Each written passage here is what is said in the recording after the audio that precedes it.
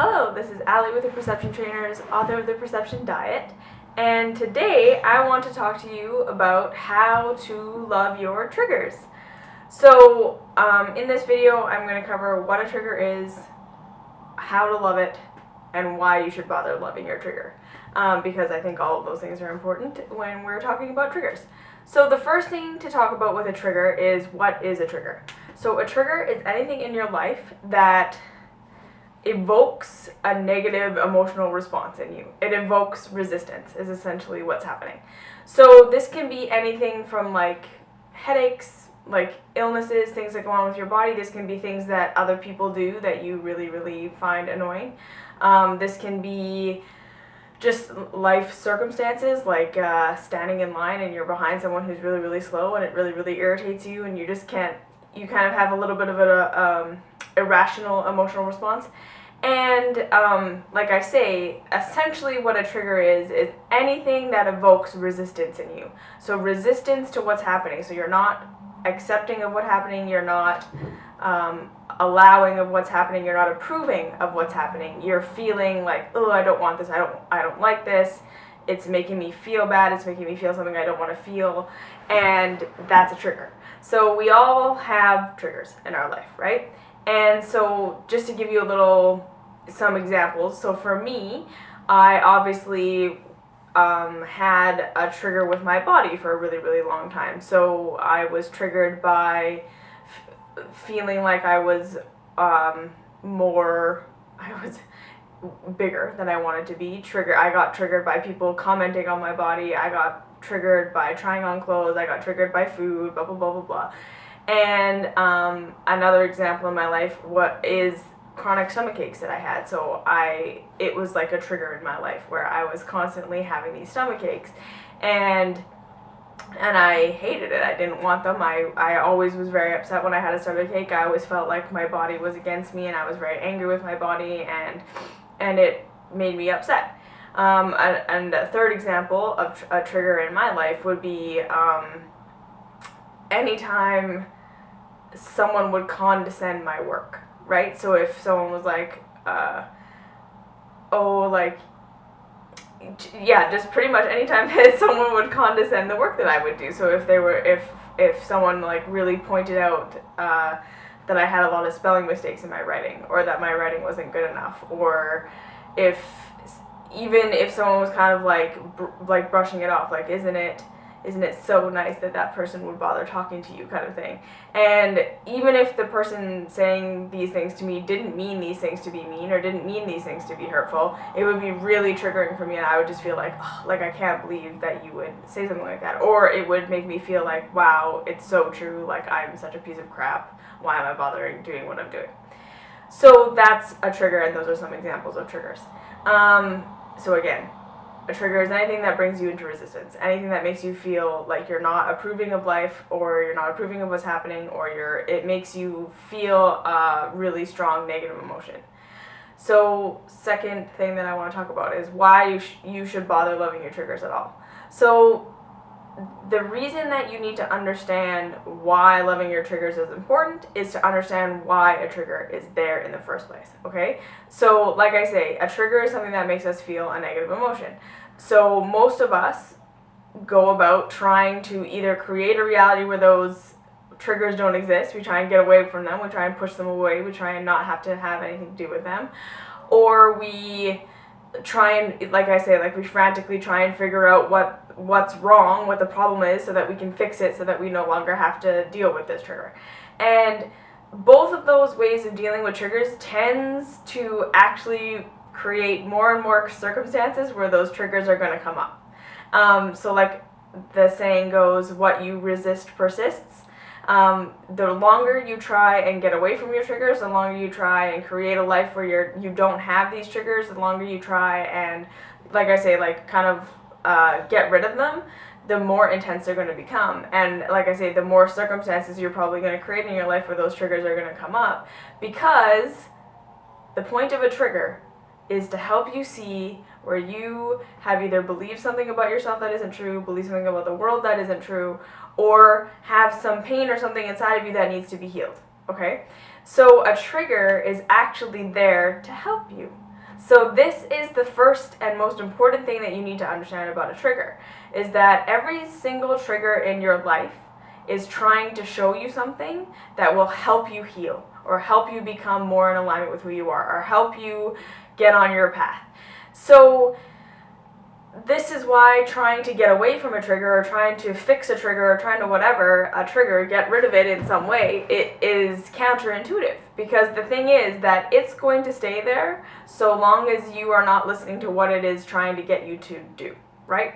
So by understanding that your triggers are all there to help you heal, they're all there to help you get on your path, they're all there to help serve you and serve what it is that you're meant to do here on the planet, the easier your time you're going to find loving your trigger, and obviously you're going to be motivated to love your trigger, and then you will actually be able to detect and discern what it is that your trigger is trying to tell you. Okay? So this is why it's so important to love your triggers, because again, they're there to help you. And the longer you fight it, it's like being in a spider web, right? It's the harder you fight it and the stronger you try and get away, the more ensnared and entangled in your trigger you're going to get. And so if you move into a place of allowing your trigger, so this is part 3. Okay, so how to love your trigger. So step 1 in loving your trigger is when you are triggered and you are feeling that negative emotion and that really strong, like, repulsion, repelling, trying to get away. Step 1 is just to take a deep breath and recognize you're being triggered.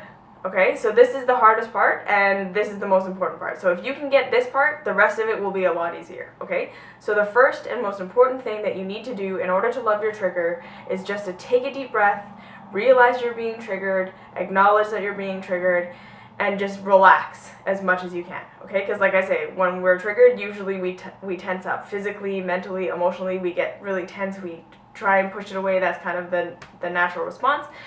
So if you can just relax and breathe, relax your body, relax your mind, and just say, okay, I'm being triggered. I acknowledge I'm being triggered. I'm seeing this trigger. That's going to help by 1.5 million times already, okay? So just relax. Step 2. Say, okay, trigger, thank you for showing up. I acknowledge that you're here to help me. So even though maybe I don't understand how you're helping me, maybe I don't like you right now, but I understand that you're here to help me. So for me, it was like, okay, I'm getting a stomach ache. Instead of tensing up and like trying to figure out what I did wrong with my diet, or blah, blah, blah, like stress, or blah, blah, blah, blah, or try and like what supplement should I take, or how should I do this, or how should I do that, I was just like, okay, I have a stomach ache.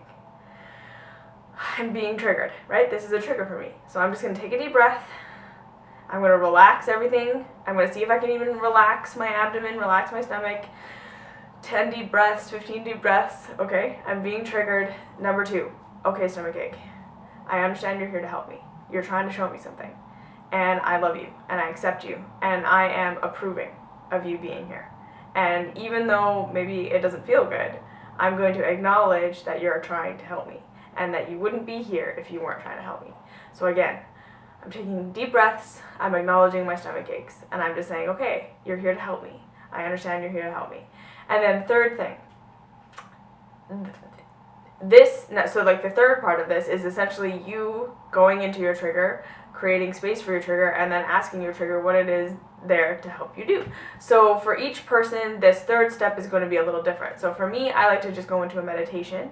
I will imagine my trigger as a person, or like as a demon, or as an object, and I will create space around it, and I will send love to it, and then I will ask, how are you here to help me? How are you helping me? What are you trying to tell me? What are you trying to show me? And that really works well for me. Another thing that you can do is journal. You can say like, okay, trigger, what are you here to do? And how are you helping me? And then just write down answers until you feel like you've hit on the right answer. Third thing you can do is talk to someone about it. Call a friend, call a life coach, call anyone who kind of is on this path along with you, and say, okay, I'm being triggered right now. I don't really know what it's trying to tell me, so can we like talk this out? And those are 3 really easy, awesome solutions for figuring out what your trigger is trying to tell you. Okay, so like for example, when I used to have stomach aches, and I spent a long time, like I say, resisting my stomach aches, hating my stomach aches, being mad at my body, blah blah blah blah. But when I kind of got onto this, I would do that thing where so you breathe, realize you're being triggered, and it's okay. Second thing, how are you trying to help me? And then I would go into a visualization, and so much of the time, my stomach aches are telling me just like amazing things, like this is not the right job for you, or this, you're putting like so much pressure on yourself, and you're not giving yourself any time to enjoy, and you've been so wrapped up in what you're doing, you've forgotten to take time to rest and just enjoy yourself. And it's always something really, really amazing. And then the last thing that I want to say is, as I allowed my stomach aches, so like to be the trigger that they were, and to stop fighting and stop pushing them away, and to go into it every single time and ask it what it's trying to tell me, whatever, the frequency and intensity of my stomach aches have gotten less and less and less and less and less, because I'm so much better at listening to my intuition, right? So now I don't need such a loud trigger to tell me this is off my path, or this is not the right thing for me. It's like I've started to be able to get way more sensitive to my emotional, mental self, so that my triggers can be a lot smaller and a lot less intense, and I can still get the same message, to the point where you don't even need to have the trigger anymore, right? Because you can just understand what it feels like to be on your path and what it feels like to be off your path, and you don't need these big triggers to tell you, or what it feels like to take on a belief that doesn't feel good, and then you don't need a huge trigger to show it to you, to have it be reflected to you. So again, to understand that your trigger is trying to show you, right? It's a reflection of something that's gone off kilter, and it's not to punish you or to hurt you or to try to shut you down or make things worse for you. It's actually trying to help you, right? Because like I say, like as I acknowledge these things that my stomach aches were trying to tell me, and as I adjust my life, all of a sudden I don't need those stomach aches anymore, right? And so I'm more in alignment with my path more of the time, and I don't need to have these big loud triggers to like show me how to get back on track. So same thing with my eating disorder. It was like there were so many triggers in there that as I just started to love that stuff, and as I just started to accept it or whatever, it fully changed how I thought about my body, and how I felt about my body, and how I felt about myself. And I got so much more in alignment with who I am, that those triggers now just don't need to exist, right? I don't need to hate my body in order to remind myself that I'm worthy of love, right? Like all of these things don't have to happen, because I'm now have a totally different lifestyle that supports this healthy, less triggery life. And so that's my spiel on triggers. If you have any questions, comments, concerns, please leave them down below. I'd love to hear from you. Find us on Facebook at Perception Trainers, on Instagram at Urban Fruit Bat, and I'll see you in the next video. Thanks.